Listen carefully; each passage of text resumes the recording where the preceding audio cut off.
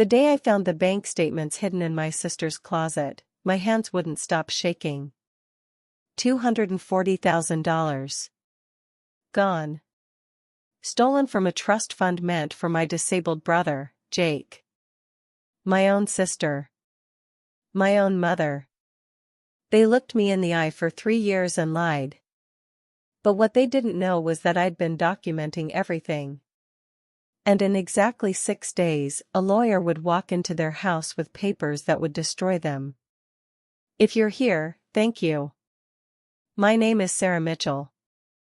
I'm 29 years old, a pediatric physical therapist in Portland, Oregon, and the legal guardian of my 16-year-old brother, Jake, who has cerebral palsy. This is the story of how my family stole his future, and how I took it back. If this story resonates with you, please hit that subscribe button and drop a comment telling me where you're watching from. Your support means everything. Now, let me take you back to where this nightmare really began. September 2023. Portland, Oregon. The rain hadn't stopped for 6 days straight, which felt fitting because that's exactly how long it had been since my father's funeral. Dad died of a sudden heart attack at 58. Too young. Too sudden. No warning. I was at the hospital when it happened, actually at work in the pediatric wing, helping a 7-year-old girl learn to walk again after a car accident. My phone buzzed in my scrub pocket. It was Mom. 3 words, "Come now." Dad. Jake was with me that day. He usually was. At 16, he needed help with a lot of things, getting dressed, eating, moving from his wheelchair to different surfaces. Cerebral palsy affects everyone differently, but for Jake, it meant his muscles didn't always cooperate with what his brain wanted them to do. But here's what most people don't understand about my brother: his mind is absolutely perfect. Sharper than mine, actually. He reads college-level physics books for fun, solves complex math problems in his head, and has a memory that puts mine to shame. After Dad died, Jake looked at me in the hospital parking lot, rain drumming on the windshield, and asked me one question: "Sarah, what happens to my trust now?" Smart kid. Always thinking ahead. The trust. Let me explain that, because it's important. When Jake was born and diagnosed with cerebral palsy, my grandparents on my father's side set up a special needs trust. They put in $180,000. Over 16 years, with careful investment, that trust had grown to $287,000. It was meant to pay for Jake's care, his education, his medical needs, his future. Dad had been the trustee. Now that he was gone, someone needed to take over. At the funeral reception, held at Mom's house in the suburbs, my older sister Victoria pulled me aside in the kitchen. She was 33, worked in pharmaceutical sales, and had a smile that could sell ice to Eskimos. "Sarah, we need to talk about Jake's trust," she said, pouring herself a glass of wine that definitely wasn't her first. "Okay," I said carefully.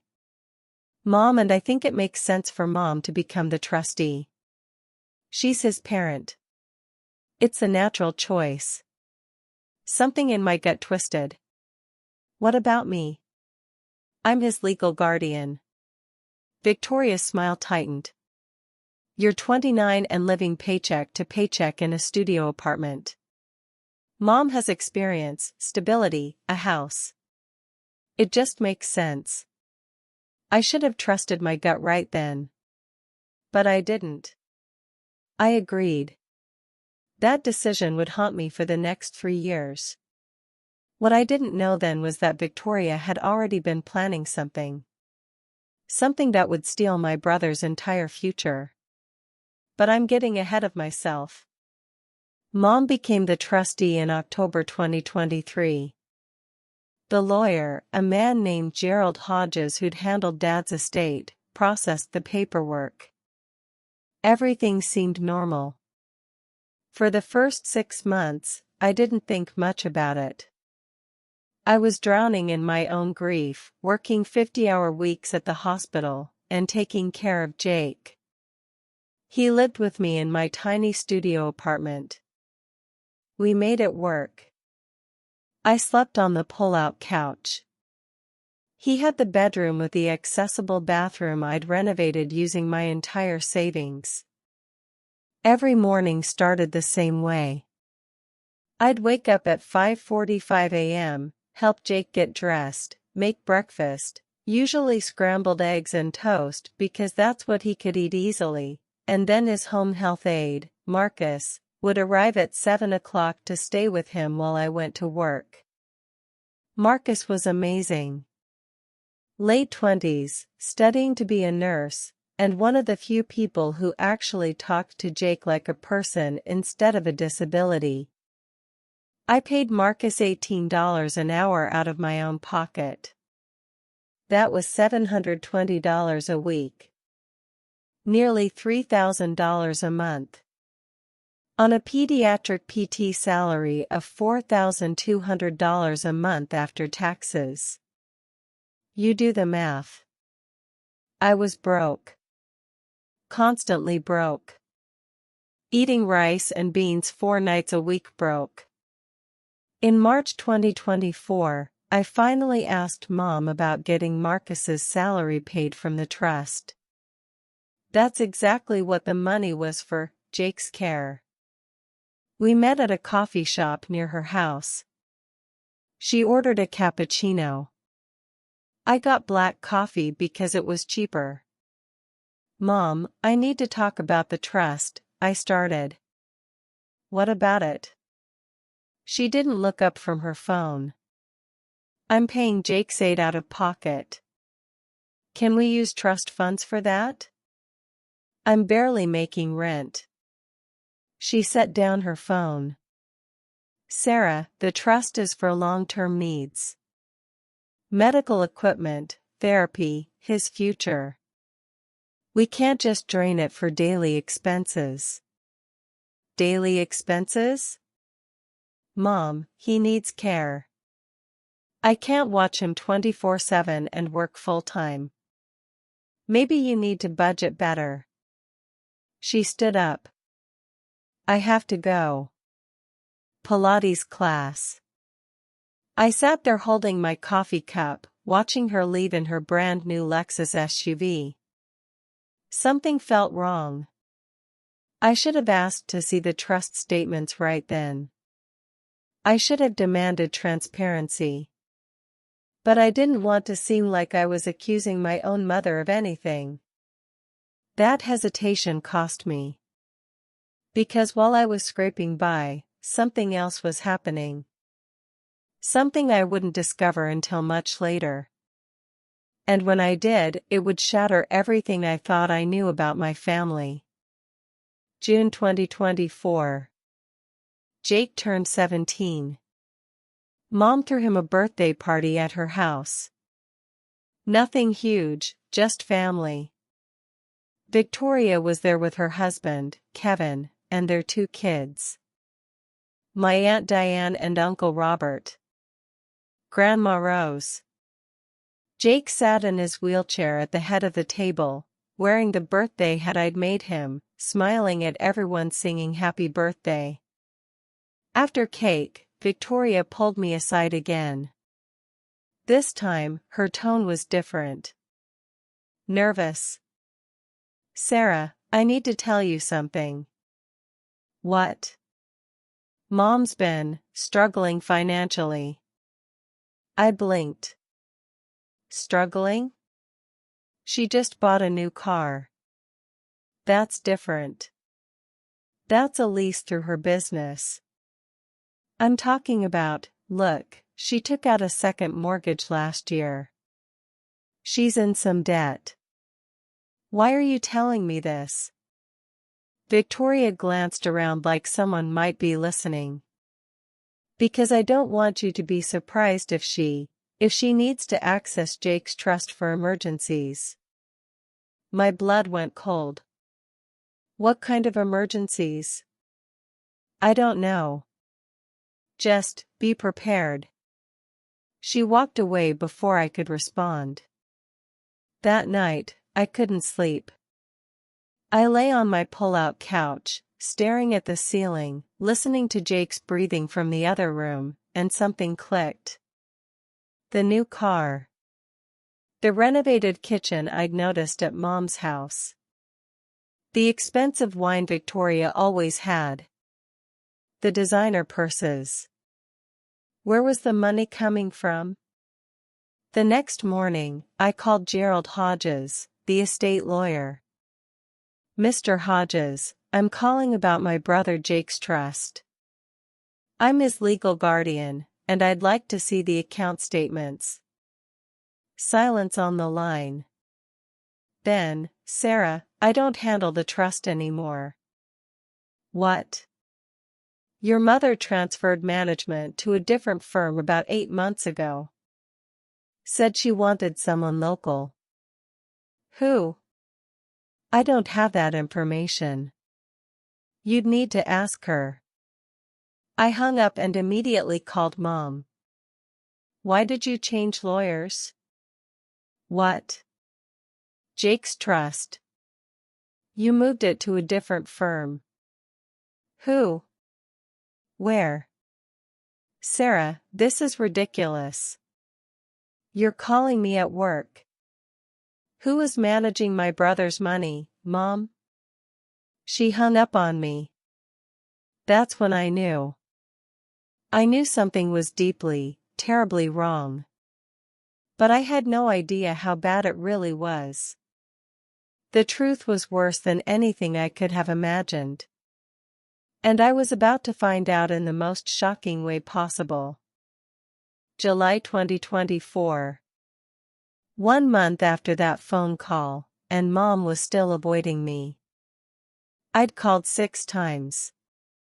Texted 12. She responded to exactly 0 of them.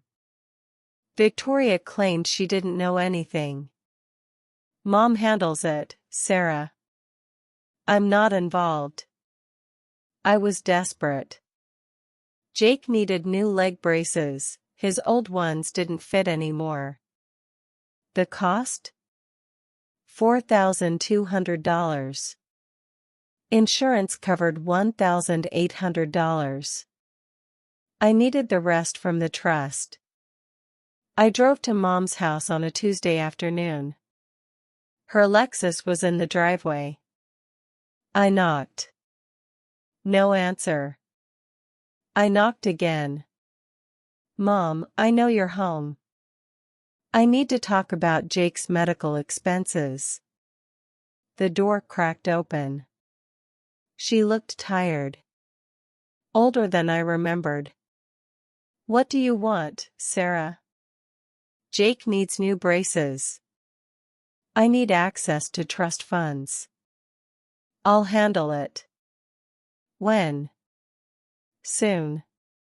Mom, he's in pain. His legs are growing and the braces don't fit. He needs them now. I said I'll handle it. She started closing the door. I put my foot in the gap. Something I'd never done before. I want to see the trust statements.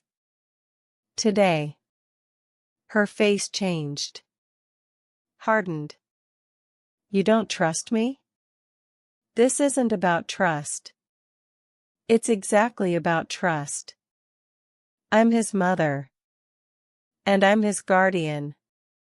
I have a legal right to see those statements. She stared at me for a long moment. Then she said something I'll never forget. You're just like your father. Always questioning. Always suspicious. Maybe that's why he died of a heart attack, too much stress from people like you. She shut the door in my face. I stood there on her porch, shaking. Not from sadness. From rage. That night, I made a decision. I was going to find out where that money was, with or without her cooperation. I started with Jake's medical records. As his guardian, I had access to everything. I pulled up 3 years of statements from his insurance company. And that's when I saw it. Charges for medical equipment that Jake never received. A $3,200 wheelchair we never got. A $5,100 hospital bed that didn't exist. A $2,800 standing frame that was never delivered. All of them marked as paid by patient trust fund. My hands started shaking so hard I had to put down my laptop. I couldn't breathe. Couldn't think.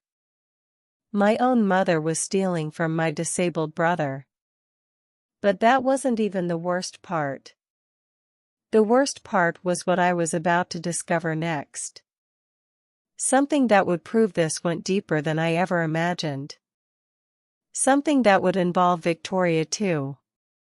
I spent the next 2 weeks building a case like I was preparing for trial. I requested copies of every medical invoice. I contacted every equipment supplier. I made spreadsheets. I took screenshots. I documented $47,000 in fraudulent medical charges over 3 years. But I needed to see the actual trust statements. I needed proof of where the money went. That's when I remembered something. Victoria had access to Mom's house. She went there twice a week to help with paperwork for Mom's business, something about Medicare billing that I'd never fully understood. I called Victoria. Kept my voice casual. "Hey, can I borrow your key to Mom's house? I left Jake's medication there last week." "Oh. Sure. I'll drop it off tonight." She did. And she had no idea what I was about to do with it. The next day, Mom posted on Facebook that she was leaving for a weekend spa retreat in Seattle with her friend Linda. Posted a picture of them at the airport. Time-stamped, 11:47 a.m. I called in sick to work. Asked Marcus to keep Jake for the day. And I drove to Mom's house. My heart was pounding so hard I thought I might pass out. I'd never broken into someone's house before. Technically, I had a key. But this still felt criminal. The house was silent. Empty. I went straight to her home office. The filing cabinet was locked. Of course it was. I searched the desk drawers. Found a ring of small keys in the third drawer down. Fourth key worked. The filing cabinet swung open. And there it was. A folder labeled Jake Trust. I pulled it out with shaking hands. Inside, bank statements. 3 years of them. I sat down on the floor and started reading. Trust balance in September 2023 when Mom took over, $287,340. Current balance, $46,890. $240,000. Gone. I went through every withdrawal. Every transaction. $12,000 medical equipment March 2024 $8,500 therapeutic services April 2024 $15,000 specialized care May 2024 $11,200 adaptive technology June 2024. On and on and on. None of it was real. None of it went to Jake. But where did it go? Then I found the second folder. This one wasn't labeled. Inside, credit card statements. In Victoria's name. Charges at Nordstrom. $4,200. Charges at a luxury spa in Vancouver. $6,800. Charges at an interior design firm. $18,000. Charges for private school tuition for Victoria's kids. $22,000. My sister. My own sister. I took pictures of everything. Every page. Every statement. Every receipt. 341 photos. I put everything back exactly as I found it, locked the cabinet, and left. I sat in my car outside that house for 20 minutes, just breathing.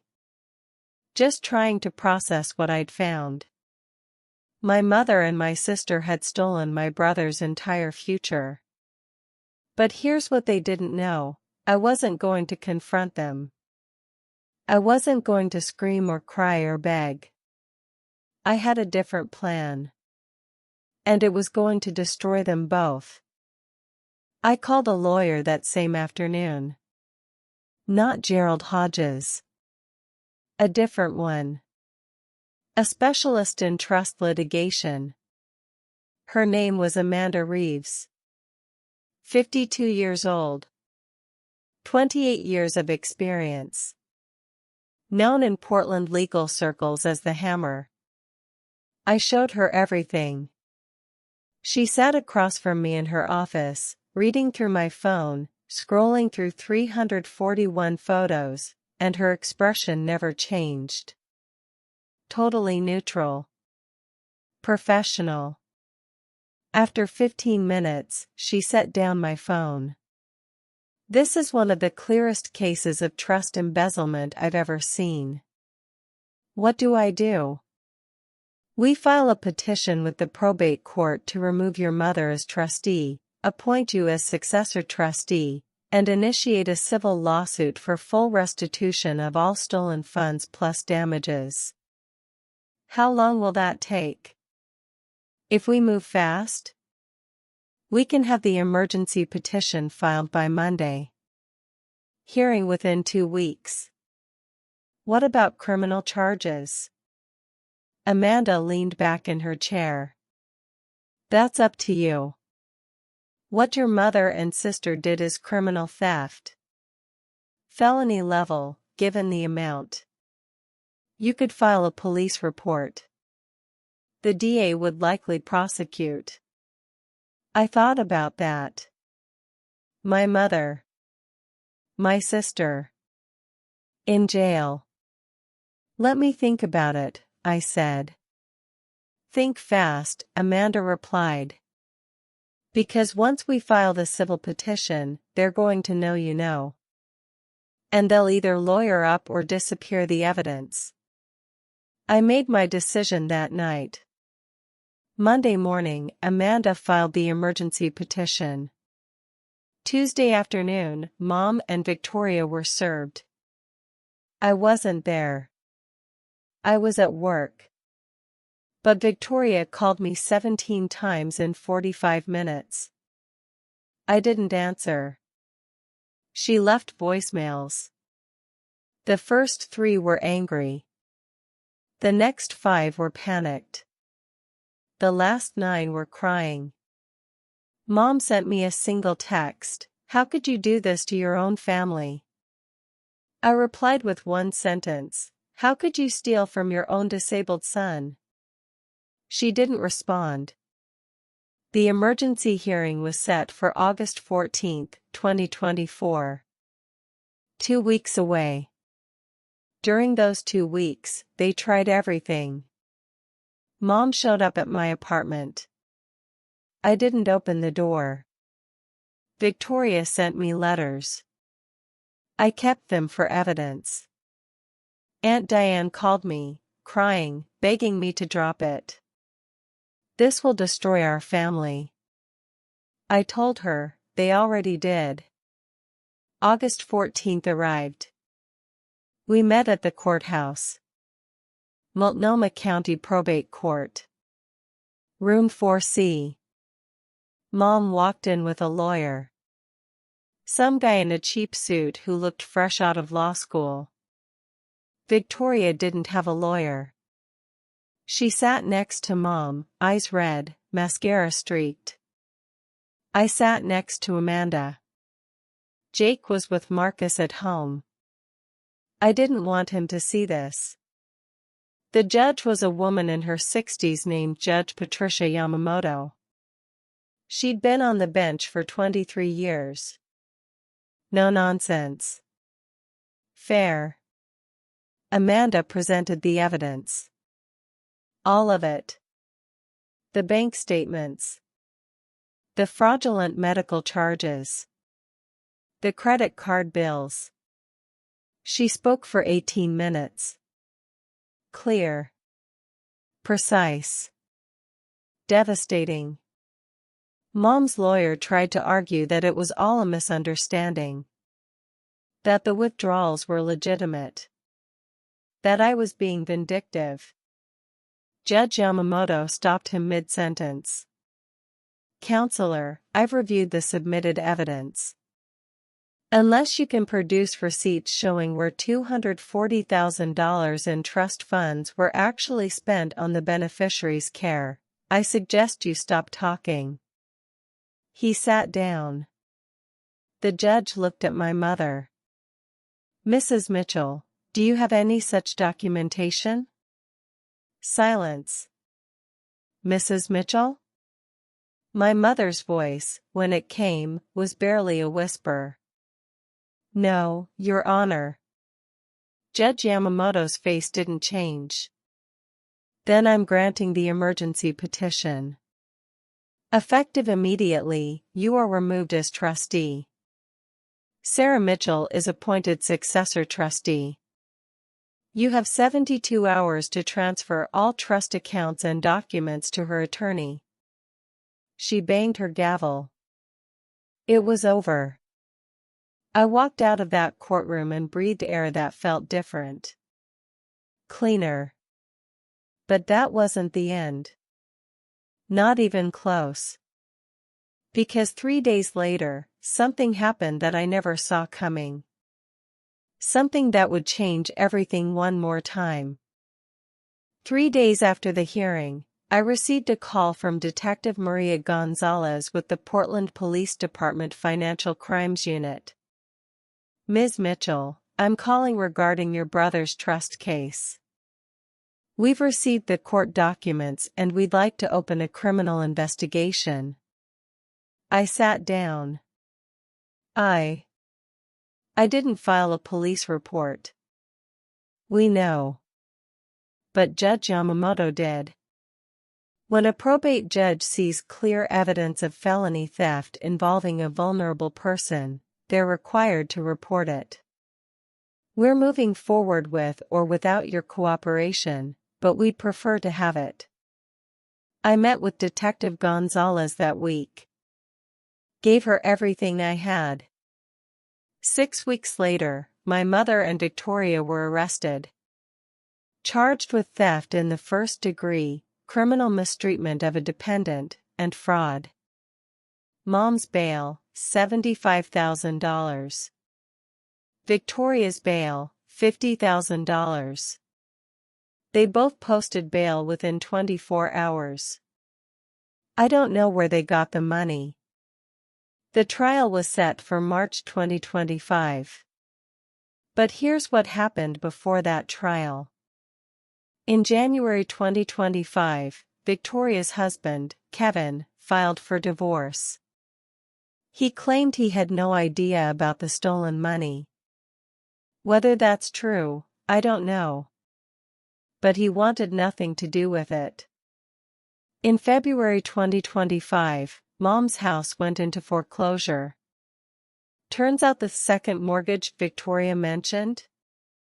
It was actually a third mortgage. And she'd stopped paying it months ago. In March 2025, 1 week before trial, Amanda called me. They want to take a deal. What kind of deal? Plea bargain. Your mother pleads guilty to felony theft. 5 years probation, full restitution of $240,000, and she surrenders all parental rights to Jake. Victoria pleads guilty to conspiracy to commit theft. 3 years probation, joint liability for restitution. Prison? No prison time if they complete probation and pay everything back. I thought about Jake. 16 years old, watching all of this unfold. I need to talk to him, I said. That night, I sat down with Jake in our apartment. Told him everything. The whole story. He listened. Didn't interrupt. When I finished, he looked at me with those sharp eyes and said, "Sarah, I don't want them in prison. I just want my money back so I can go to college." Smart kid. I called Amanda the next morning. We'll take the deal. The plea hearing was April 3, 2025. Mom and Victoria stood in front of Judge Yamamoto and pled guilty. I sat in the gallery and watched.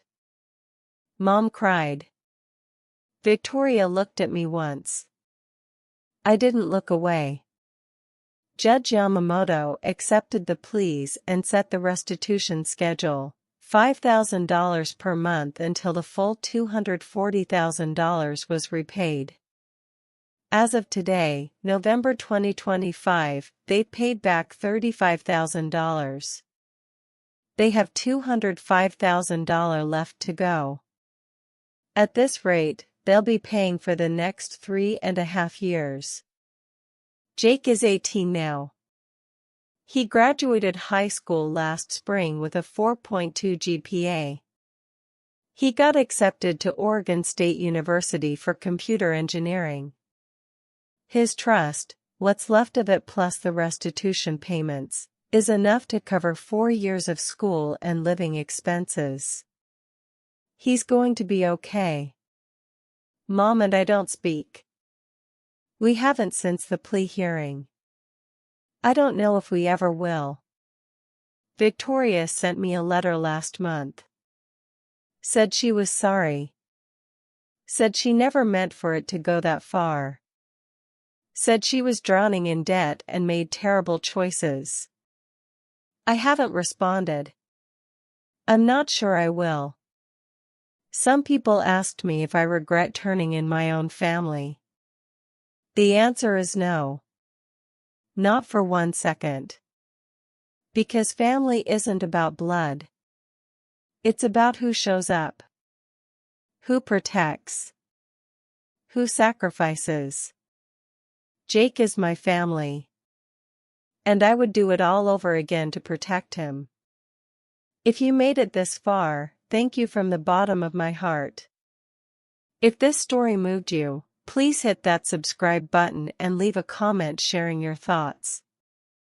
Have you ever had to choose between family loyalty and doing what's right?